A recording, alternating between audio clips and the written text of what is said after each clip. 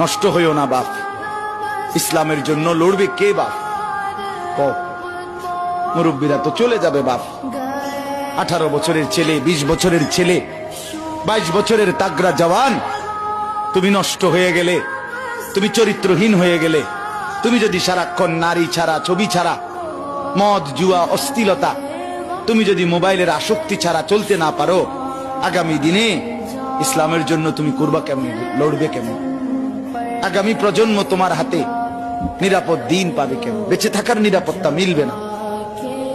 বেঁচে থাকা 53 বছর বাংলাদেশের বয়স, 53 বছরের সমাজে বেনামাজির সংখ্যা যদি এত বেশি হয়, 53 বছরের ভিতরে মোবাইলে আসক্ত যুবকের সংখ্যা যদি এত বেশি হয়, 53 বছরের ভিতরে বেপর্দা নারীর পরিমাণ যদি এত বেশি হয়, এত মসজিদ মাদ্রাসা চারদিকে থাকার পরেও যদি এই মসজিদ মাদ্রাসা ষড়যন্ত্রের কারণে কমে যায়,